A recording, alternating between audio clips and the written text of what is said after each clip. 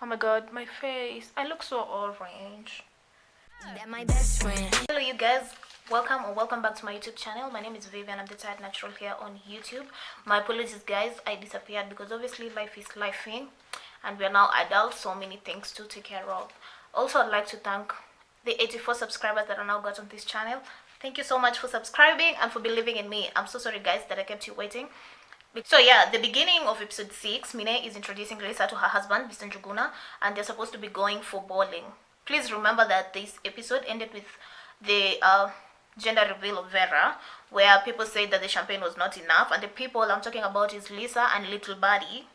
Y'all know Little Buddy by now, right? Susan, who apparently always wears feathers. So at the beginning, Lisa is being introduced to Mr. Njuguna, and she definitely throws shade when they're going for bowling. She's like, oh, at least now Mr. Njuguna is real. I can say that I've met Mr. Njuguna for real. Like, you guys, let's be serious, Maze. Even though you're faking your lifestyle, you cannot even fake a man like that. How do you fake an entire husband, like, for a whole, show? I did not get the shade, actually, that Lisa was trying to throw there. And at this point, I'm actually worried with how Lisa has already had an image of Mine in her head, and she cannot be able to, like, let go of that image. When people have already made their perception of you, and now you're trying to prove yourself, and these people have already decided that that is who you are. It's really difficult to try and, like, change their perception. Sometimes you just let them be. Honestly, if I was Mine, that is what I would have done. Anyway, episode 6, Sonal also meets with Vera, and they meet for painting, and it's during the painting that Sonal tries to tell Vera what people are saying about that champagne had ended, and they were asked by the MC to buy themselves champagne. Vera is quite offended, obviously, because she had bought more than enough champagne, as she says, and people had even enough to carry home. Dr. C is also seen to be hosting, and she is seen to be consulting with the event organizers, where the ladies will be invited to. Also, we see Vera and Brown working out, and Brown really does go in the gym, we can see, and Vera is actually a princess. She just wants to sit there and stretch a bit, and it's during the stretching where Brown is very categorical with the fitness person that is training them, and he's like, no, you're not going to stretch her, I'm going to stretch her, you stretch me and then I'll stretch her. I mean, what a classic husband explanation for that specific situation. Vera tells the husband about the bubbly situation where the ladies are saying that they were asked to buy their own liquor while they had already provided more than enough, and Brown obviously says that this is a ladies thing. Obviously they're jealous, that's why they're saying that there was not enough liquor. Please remember that the person who started this lack of enough liquor rumor was actually Sonal. Susan told Sonal, you remember guys, Sonal was not able to attend the gender reveal, so Susan is the one who told Sonal that there was not enough bubbles, and people were actually asked to buy bubbles, which is very shady actually. Dr. C and Susan seem to be getting quite along because they both have daughters. It's said that the daughters attended the same school at some point, and so they went to parent meetings and everything together, and the two daughters are very lovely actually. Dr. C's daughter is such a geek. Oh my god, she's such a nerd. Her conversations are so scientist, and Susan cannot. So Dr. C and Susan at this particular point meet so that they can chat, and the young ladies can be able to play tennis, and we can see the girls playing. Dr. C and Susan go to the side, and when they're on the side, they speak about the events. I know it was gender reveal, and they speak about it. Obviously, they catch up on their thoughts on what they thought about that. And it's during this tennis game where Susan invites Dr. C to a cellar. This is actually a conflict of interest because Dr. C was going to host her events, the one I'm telling you about, and it's during that event that people are going to be able to taste Samantha's wine. Samantha's wine is her brand that she's going to bring into the market. And so when Susan invites her to the cellar, C is not aware that this is going to be a surprise. So she's definitely like, hey, what is this girl trying to do? Yet she knows that I'm going to be launching my wine. Dr. C, however, makes it a point to introduce Mine to someone in construction because she wants to hold Mine's hand. Remember that Dr. C has been mentioned a couple of times to be the Queen Mother, so she has all the network connections that you might need in the city of Nairobi if you reside there. There is also seen going to Dr. C's house, which is a gorgeous, gorgeous house, and her interior design is definitely Dr. C's interior design. When you see someone's house and you can clearly tell that this is a certain person's house, her house is definitely decorated with, I don't know what style that is, and I don't want to be lying here on camera, but it's actually very unique and it's very different, and it's a lot of woody brown shades. That is according to my eye. Please don't come for me. Dr. C tries to chat with Lisa and explained to her what she thought of Mine's events at the National Theatre, and Dr. C is actually seen to be appreciating who Mine is in terms of art, because you remember that previous episode, I think it was episode 5, Mine had hosted the ladies at KNT to show them, to celebrate her something anniversary, and the ladies were not impressed because they wanted class.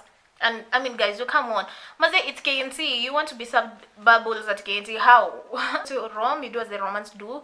KNT, there's no comfort. So Lisa is very still so much stuck up on the fact that they were not able to eat warm food. They were not able to be cozy.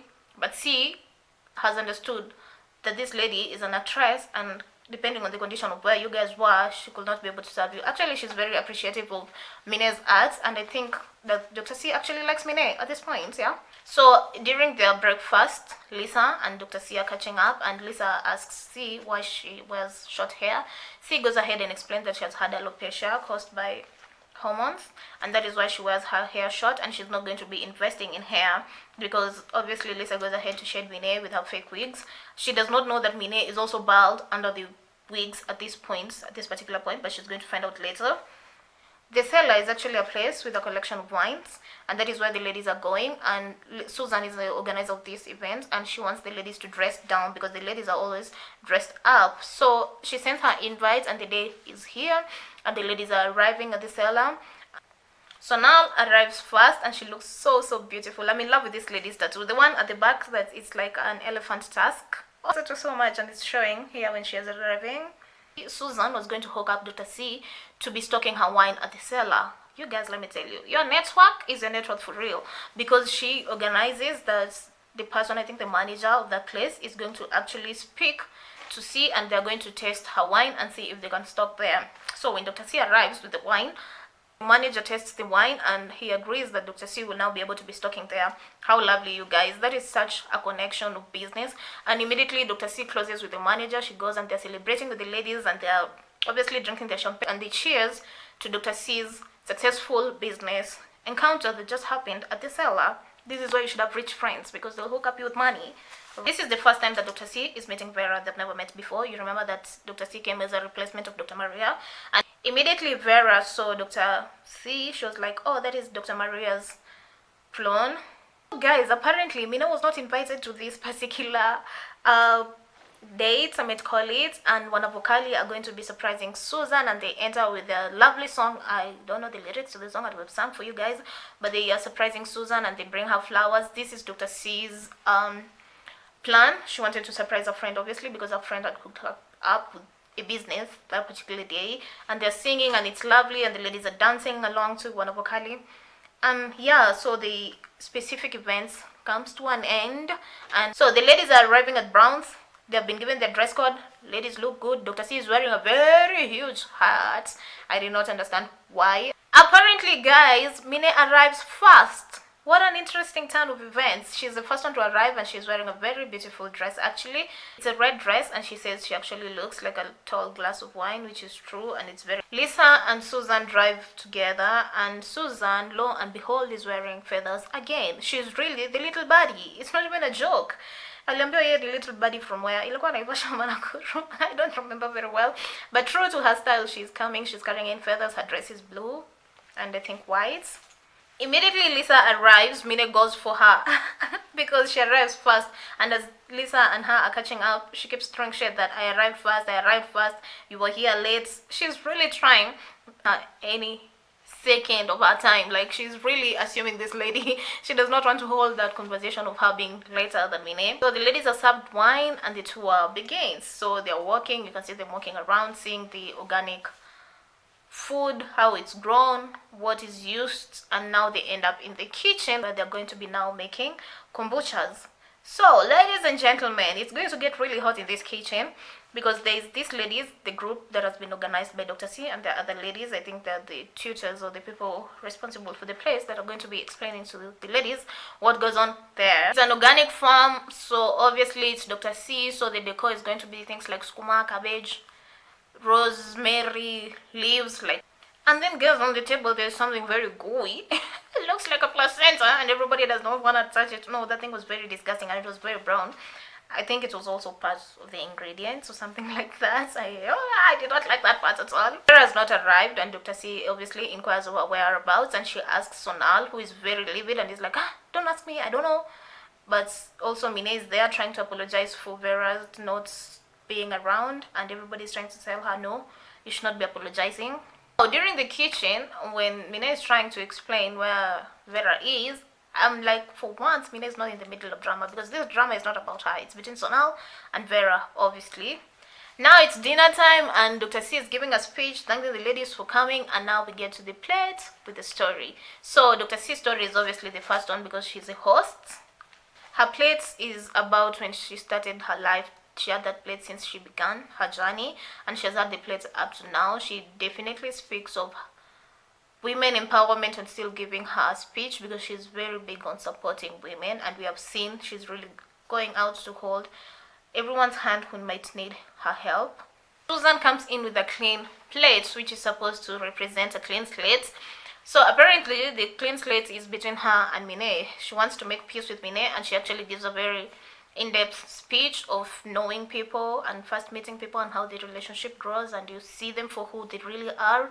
And she apologizes to Mine. Mine also takes the mic and apologizes to Susan, and they all agree amicably that they're now going to be living peacefully together. You understand? That was very lovely actually, because this beef had been dragged for too long. 4 episodes because of one beef. That was Mine's plate is about an evil eye. She speaks of watching out for yourself and women watching out for each other, just protecting each other. I hope you guys understand the concept of evil eye. Lisa's plate is from some exotic country. Guess where? I had a donation. Like she was there, I don't know, on a travel, and she saw the plate, and her plate has a Chewy standing. I don't know if you guys have noticed, but Lisa wears a lot of leopard prints. Actually, her AKA is becoming Chewy with time, and the Chewy is standing, it's looking. So she says it's about how women look out to protect all the time. Now, here's where the things get deep. So now plate is a semicolon. If you know semicolon, it's a representation of a story that will have ended. And by ending, I mean, I'm going to write that on the screen because you cannot. Sonal, obviously, she's been battling depression for quite some time, as you guys have seen. She has also been popping pills. Now, listen, when you get to the depression point where you pop pills, it's actually really bad. And I hope you guys have researched on mental health by now. You understand the different types of mental health. I'm so passionate about that because I personally have suffered anxiety. And I feel so sorry for Sonal. I totally get her. And I totally get where she's coming from most of the time. That is why she speaks so hugely about peace and coexisting peacefully. Though it's not the case in this reality show, obviously. Now Vera arrives. The party is almost over and her plate is on her head. She's wearing this thing on her head that looks like a plate, and it has things falling that are covering even her face. Nobody is sure if she's able to see in front, and everybody agrees that her plate is actually on her head. She goes and says hi to Dr. C because she was the host of the event and apologizes for being late. She then takes a seat. At the bonfire, Vera tries to explain herself, and Sonal is also there. Now it's going to get hot. So Dr. C invites the ladies for lingerie shopping.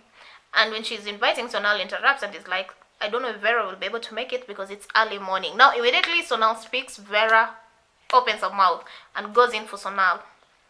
She obviously starts soft, but later on goes hard, and she's talking about how Sonal was left by the husband, how Sonal is popping pills, so she thinks because she's mentally ill, she can cause drama and manipulate people. And she goes and she goes and she goes and she saying such terrible stuff about Sonal, things that she should not actually have said on camera, considering she was also told these things in secret, obviously, by Sonal.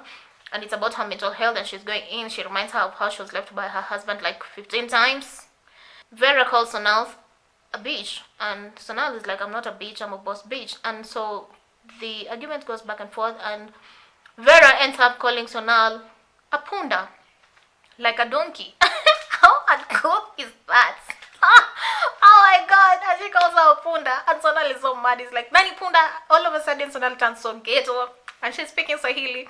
And they go back and forth, and Vera reminds her of how she's the queen of Wikipedia, I don't know, Google, she has numbers and all of that stuff. So now on the other hand is trying to say that she's a YouTuber, and she has money, and what is numbers and all of that. And this fight ends up to be such an ugly fight, honestly. And Dr. C is like, where the hell am I? How did I get myself here? Are these even women? She cannot believe her ears, so is Lisa. And everybody, including Lisa, can agree that Vera came here for drama. That's why she was wearing a lampshade on her head. So this episode ends and people leave, obviously, after the ugly confrontation. Now let's go to episode 7. Episode 7 begins with obviously a recap of the previous episode, and we are now going into Vera's Swahili party. But before that, we see Vera in the kitchen cooking for Brown, who is her husband, and Brown comes in with the brother, and Vera is being assisted obviously by the house helps to chop up stuff. She says she only spins, she does not cook, and she cooks when she wants.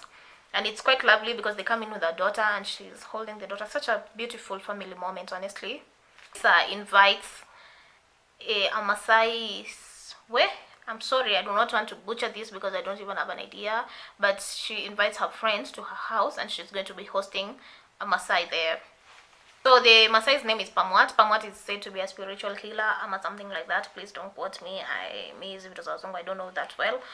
But they're going to be consulting. Pamwat is going to be throwing stones and he will be able to like foretell your future or things that are hindering you from growing and stuff like that. So Lisa's friend had actually met Pamwat before, and when she comes, she's coming to say hi to him and give him more Swahili Bibles to take back, in Lisa's words. Also, Dr. C is in attendance, and she says that she does not believe in such kind of things because her dad warned her from believing such kind of stuff. So C goes ahead and asks Pamwat, like, is there anything hindering her growth? And obviously, Pamwat says, yes, there's somebody who is hindering your growth. Dr. C definitely does not believe this, but they continue having such a lovely time with the Pamwat and Lisa's friend, and Pamwat ends up giving them something to eat, which Dr. C really hopes is not cow dung. Oh my god, my face. I look so orange.